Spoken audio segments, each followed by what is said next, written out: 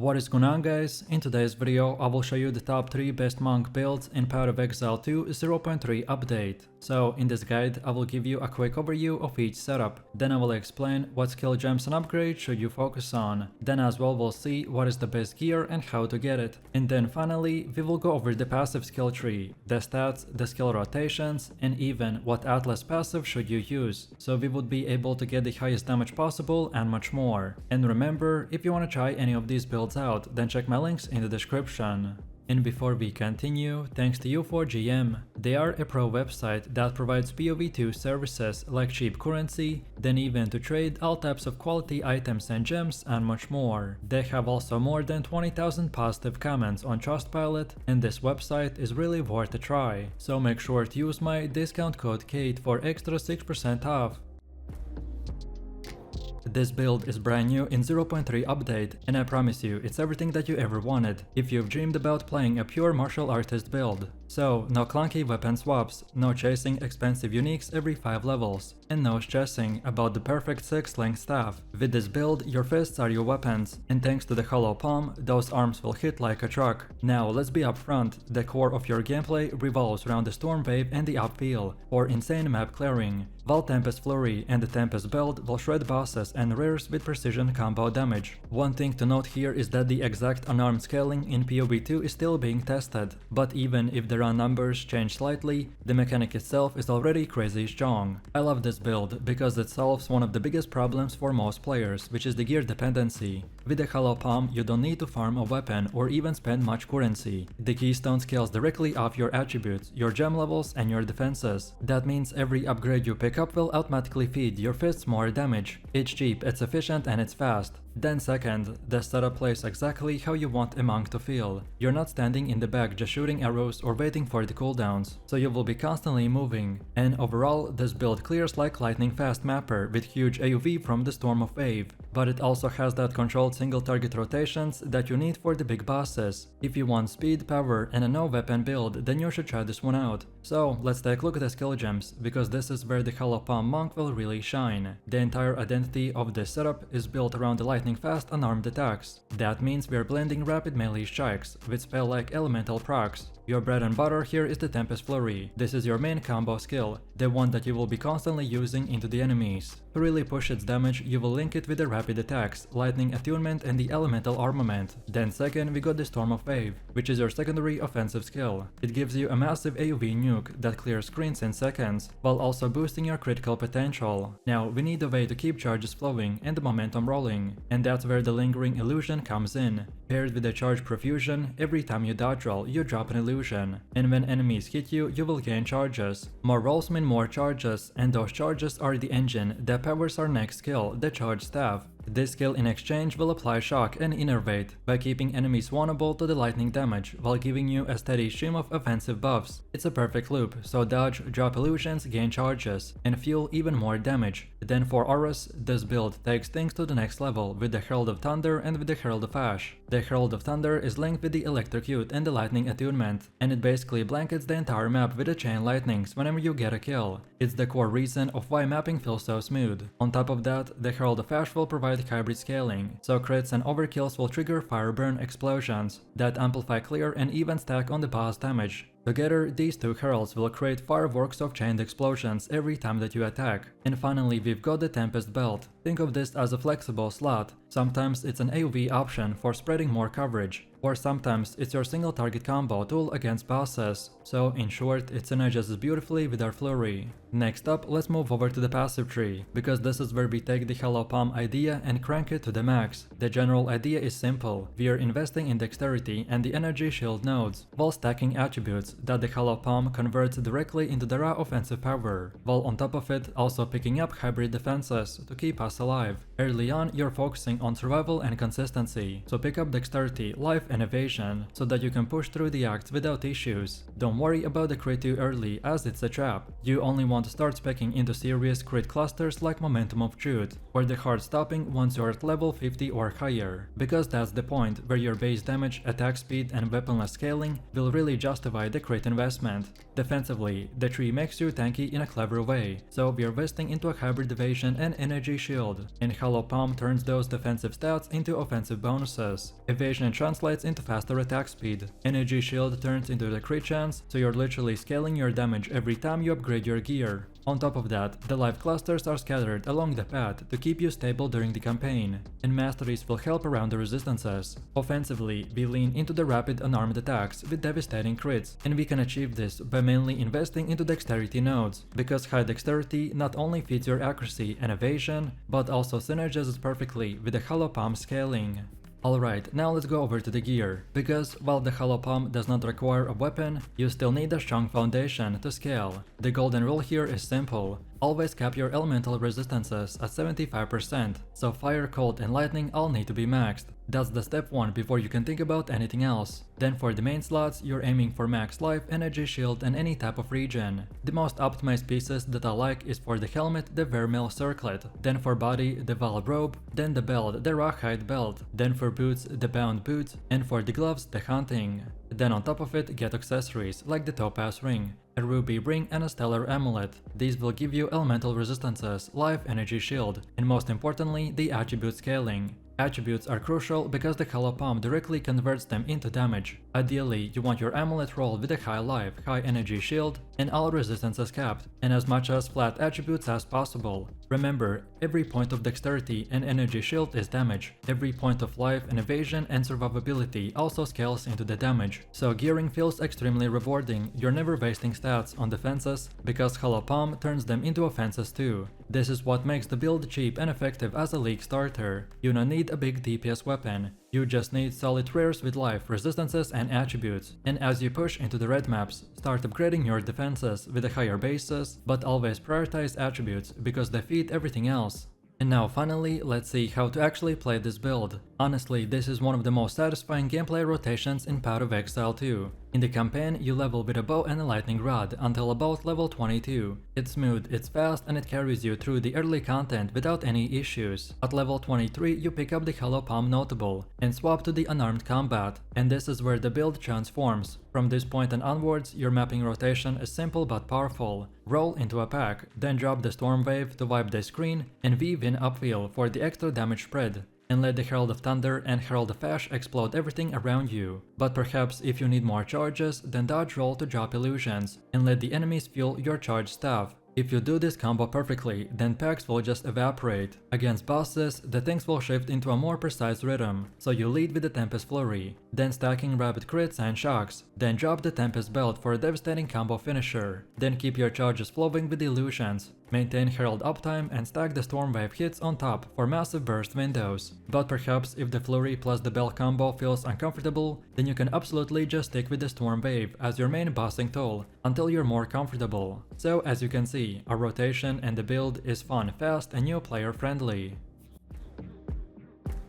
This build has quickly become one of my most favorite ones, because it manages to combine the speed and the rhythm of a melee combat with the safety and explosiveness of the cold damage scaling. The backbone of this build is the Invoker's Ascendancy, which is absolutely the best fit for any type of player, but especially hardcore. The Meditate skill will allow us to stack an oversized energy shield pull by giving us a massive defensive buffer. Then lead me through the Grace Ascendancy will ramp up our spirit, which we channel directly into the Ghost Dance, Elemental Conflicts, Wind Dance, and the Herald of the Ice. These will work in the background for crazy buffs. Then on the damage side, the Ascendancy nodes like I Am the Thunder and I Shall Rage are what pushes the setup from strong to downright godlike. They give us valuable scaling options and ramp up our damage multipliers in ways that feel instantly impactful the moment that you invest into them. With a solid staff in hand, most of your map clearing is completely easy. Then Shattering Palm, Herald of the Ice and the Frozen Spite will tear through the packs with near effortless speed. When you do encounter tankier rares or the bosses, then we shift into the gears, so you will lean into the Quarterstaff in the combination with the Aeolith Shines to generate power charges, and then transition into the Charge Staff and the Tempest Belt, and then let the Ice Strike handle the heavy lifting for the single target burst damage. Sustain is another highlight of this build. Right now you can run both, so Clarity 1 and Clarity 2 simultaneously, and the bonuses will stack. This provides enormous increase to mana regeneration. If you combine this with at least one mana leech affix on your wings and some additional flat mana rolls, then you will never find yourself starved for resources in the middle of combat, so you can basically do crazy amount of damage 24/7. So let's take a look at the skill gems. The Ice Strike itself is the centerpiece. Every swing will convert your melee attack into icy projectiles that fan outward, chilling and freezing enemies on the contact. This gives you the best of both worlds, so deadly single target pressure for bosses and wide screen control for clearing maps. To keep the tempo consistent, the Quarterstaff Strike will play a vital role. It fuels your charge generation and allows you to maintain a smooth rhythm of attacks. When paired with the Eldritch Chimes, the Quarterstaff Strikes ensures that you're always primed to unleash the charged staff, or combine it with the Tempest Belt if the moment calls for it. The Shattering Palm then joins the setup as an additional cold damage source. It keeps the pressure on the enemies between Ice Strike volleys, and synergizes beautifully with the freeze mechanics, by stacking damage while locking down the targets. Then Herald of Ice is where this build really shines in the term of clearing speed. Every time you shatter a frozen enemy, the Herald of Ice will trigger a cascade of icy explosions that spread across the entire packs. This means that Ice Strike does not just kill the first enemy it touches, it actually sets off a chain of reactions that wipe the screen in seconds. Then Meditate keeps your mana stable and smooths out the cooldowns, so you never feel locked out of your rotation. Then Elemental Conflicts will spike your elemental damage across the board by amplifying your cold output to levels that can shred even endgame bosses. And then Ghost Dance provides a layer of survivability that doubles as mobility by giving you the freedom to reposition quickly, dodge telegraph attacks, and keep yourself alive when fights get messy. I also want to point out that the Eldritch Chime is not negotiable here. Without it, the build loses its seamless charge generation, and the combat rhythm will feel clunky. And on top of it, just as critical, you must also run both, so Clarity 1 and Clarity 2 together. These bonuses will stack by allowing you to stay in the thick of a combat 24/7. Then next up we have the passive tree, and for the Ice Strike Invoker it's deliberately structured to maximize cold scaling while stacking enough defensive mechanics to make even hardcore progression viable. The first and most obvious focus is on the cold specialization. You want to prioritize nodes that increase cold damage, penetration and the freeze chance. This gives your Ice Strike the power to both shred through the enemies and control them at the same time. Freezing enemies is one of the strongest defensive mechanics available, and this build really weaponizes it fully. Then our second focus is on the aerial scaling. Ice Strike projectiles and the Herald of Ice explosions both will benefit massively from increased AoV, so by investing into these nodes, you don't just deal more damage, you actually cover more ground with every attack, which makes your clear faster and more consistent. This is a crucial part of what makes this build feel so smooth to play. Then mana efficiency is another important choice, because we spam the Ice Strike constantly, so we want to go through the nodes that give us mana recovery and sustain nodes, and this is boosted by the charge generation and crit scaling, which both synergizes beautifully with Invoker's Ascendancy. Overall, with these investments, the build bursts feel reliable, not streaky, and your resource engine never falters. And then defensively, the passive tree leans heavily into the Ghost Dance synergy, so you build layers of evasion, dodge and energy shield recovery that allow us to avoid, mitigate and recover from incoming damage. Frozen enemies combined with the evasion-based passives will create a defensive loop, where you're both harder to hit and actively reducing the number of enemies. Altogether, this passive tree will achieve the perfect balance, so offensively it implies cold scaling, critical multipliers on AoV, and then defensively we combine evasion, freeze and the shield sustain. The result is a build that feels deadly without ever being squishy, and is perfectly suited for any type of player, but especially hardcore. Next, let's take a look at the gear, and here you just need to follow a very simple rule: stack survivability while also stacking staff-based damage. The first priority is capping your resistances at 75% across the board. Without that, you simply won't survive in the red maps. Once resistances are handled, then you want to focus on the energy shield, life, dexterity, physical damage scaling, evasion and even attack speed. These are the stats that make your build OP, so your main hand weapon should be the Razor Quarterstaff. This is where the bulk of your damage comes from, so invest heavily in increased physical damage rolls, flat cold damage and critical multipliers. From there, your Helmet Ancestral Tiara is the best option, thanks to its energy shield and evasion combination. Then the Falconer's Jacket is the armor of our choice, by offering a balanced package from survivability to the offense. Then the Sakema sandals will provide the movement speed and resistances that you want on the boots, while the breach and the topaz ring will handle the mana leech, flat mana scaling and defensive bonuses. Then the lunar amulet will offer cold scaling and the crit synergy, making it a natural fit for this setup. Then the grim gloves will stack attack speed and resistances, while ingenuity belt will ensure sustain and defensive stacks. Overall, every piece of this gear plays a role, and while the staff does the heavy lifting, it's the synergy across the rest of the kit that makes the build feel truly unshakable. And finally, don't forget about the anointment, and we wanna go with the bestial skin. It's cost effective, efficient, and works beautifully with the scaling properties of our build. And now finally, let's see how to actually play this build. Your main loop is simple but endlessly satisfying, so Ice Strike is your core ability. You will be spamming it 24/7, pairing packs, freezing enemies, and laying down steady pressure against bosses. Every strike sends icy projectiles across the battlefield by stacking damage and control at the same time. Then to keep your engine running, you want to weave in the quarterstaff strike. This generates charges that fuel charge staff, ensuring that you always have the burst potential when you want it. Once momentum is rolling, then you drop Shattering Palm into the mix. This is your bursty AoV option, especially potent in boss fights or against highly packed mobs. Then Herald of Ice will run passively, as it transforms your combat into an avalanche of explosions. At this time, you want to focus on chaining freezes into the shatters, and you will watch entire screens vanish in icy detonation. Then, when your mana starts dipping, then Meditate keeps you topped off, with the Elemental Conflux will spike your damage output during the key phases. And then finally, the Ghost Dance is the last tool in your kit, by letting you reposition, getting the dodge mechanics and staying alive during the most dangerous fights. This build has been a fan favorite ever since it was first created, and even though the new changes brought in few adjustments, it still holds its spot as one of the most powerful setups in the game. In fact, it only got smoother with some of the changes in the 0.3, and the gear, passive tree and everything else has been updated. The concept of this build revolves around combining near 100% critical strike chance with explosive area of effect through the Storm Wave and the Upwheel, all while amplifying damage with a Herald of the Ash and a Herald of the Thunder.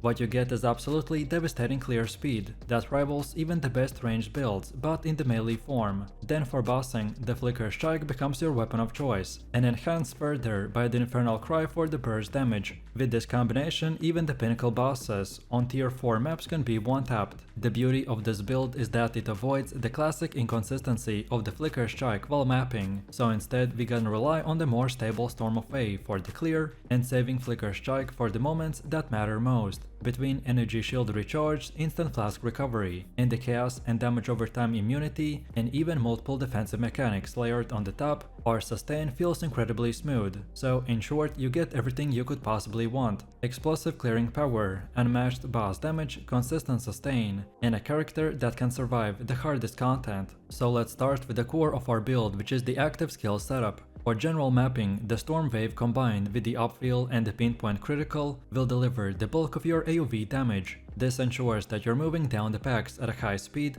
while maintaining excellent clear radius. The key here is the synergy between the Storm Wave's natural training effect and the Upwheel's destructive coverage, by creating a near constant storm of the critical hits. Against bosses, the Flicker Strike will become the centerpiece. It's paired with the Infernal Cry, and when everything aligns, you're able to deal enough burst to delete even the tier 4 pinnacle bosses in just 1 or 2 hits. With the right timing, you can effectively one-tap these encounters without giving them a chance to retaliate. Generating charges is a critical aspect of this build, and it functions slightly differently depending on the content. In maps, the charge generation is automatic through the cast on critical and the profane ritual combo. You'll never have to worry about running out of charges mid-clear, and this also feeds into the sustaining your charge staff uptime for utility. Then for boss fights, the things get a little more involved. You'll need to prepare beforehand by swapping to your secondary weapon set, summoning Skeletal Warriors through your Rattling Scepter, and casting Profane Ritual on them to stockpile the charges.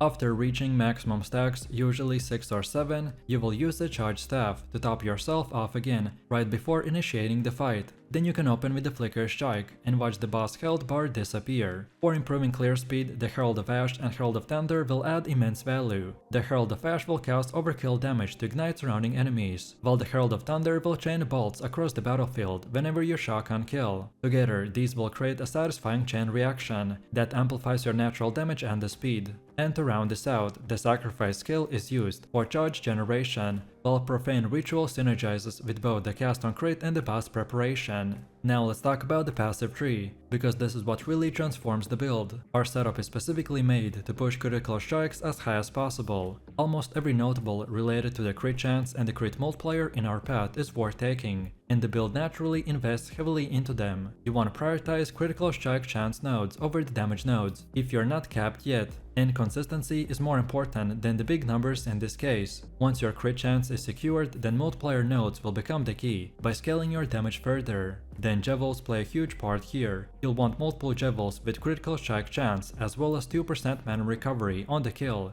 Having 2 or 3 of these will solve mana issues entirely, while adding even more DPS. Then to push your critical strike chance towards 100%, rare Jevels with the bonus crit are mandatory. Mana management otherwise will come from running Clarity, rolling mana regeneration on at least one of your rings, and investing into the mana flask with a high charge cost, as these are really easy to spec into early on if needed. For defenses, the tree provides a solid base of energy shield and evasion. You'll be taking many of the small hybrid nodes and anointing your amulet with a graceful form, as it gives you a huge bump in survivability. The freeze and stun immunity are also addressed here. By investing into the element and the stun avoidance and combining them with the gear rolls, you'll avoid being locked down in a combat. And finally, don't neglect the charge nodes. Both frenzy and the power charges will boost the flat damage and extend the scaling of your abilities, so allocating both early can make your character feel significantly stronger. Next up we have gear, which is always a huge part of any build. Your weapon is the most important piece, so look for high physical damage combined with the elemental damage with the attacks. Suffixes should focus on increased melee gem levels, critical strike chance and the multiplier. Ideally, your weapon should have at least 11% base crit chance to ensure that the tree investment will pay off. If you can afford the top tier option, then prioritize critical strike damage runes. On the weapon swap, you will need a Rattling Scepter, or equivalent to summon skeletons for the charge generation. This is crucial for the pinnacle bosses, so pair this with the support gems to lower the strength requirements and maximize the skeleton count. The chest armor should stack as much energy shield as possible. The more energy shield you have, the smoother your sustain loop becomes. The helmet should also prioritize the energy shield, ideally reaching somewhere around 350 to 400, while offering resistances and some critical chance. Gloves are damage focused, so attack speed, lightning or fire damage, and melee gem levels will all contribute massively. Then boots should provide at least 25% movement speed, resistances and a solid amount of energy shield. Then amulets will roll critical chance, melee gem levels and the energy shield. Anointing a graceful form here is mandatory. Rings are where you will solve the mana issues, so make sure to at least have 1 mana regeneration. Beyond that, stack the flat elemental damage, crit stats and resistances. Use the catalyst to boost offensive stats. Belts are the best in slot, when they provide instant life flask recovery with the energy shield. This combo makes your sustain nearly foolproof. For Jevels, you'll need at least 2 mana recovery on kill. After that, prioritize critical chance and the multipliers and even the energy shield. And now finally, let's see how to play this build. Well, the Flicker Strike Monk offers a unique mix of reliable clearing and explosive single target damage. Unlike many other Flicker Strike builds that feel random, this version is designed for control. In maps you'll primarily use the Storm Wave combined with the Upfeel and the Pinpoint Critical. This setup delivers a wide aerial coverage, while training critical strikes, allowing Herald of the Ash and Herald of Thunder to trigger constant explosions. The strategy here is to keep your distance, channel the Storm Wave and let the enemies melt, without needing to dive recklessly into the packs. This gives you both the safety and efficiency into the clearing. The Flicker Strike shines when it matters the most, so against bosses or dangerous rares. By pairing it with Infernal Cry if you want it, then you can unleash a devastating burst, which is capable of deleting high HP targets almost instantly. Thanks to the automated charge generation from the cast on critical and the Profane Ritual, you always have resources ready during the maps. Then for pinnacle bosses, you prepare in advance by swapping weapons, then summoning the skeletons with the sacrifice and consuming them with the Profane Ritual. With the full charges, a single Flicker Strike chain can wipe out even the tier 4 pinnacle bosses in just one shot. Then defensively, the build sustains itself through the rapid energy shield recharge and an instant flask recovery. Overall, this is the build for you if you like a playstyle that balances speed, consistency and overwhelming power.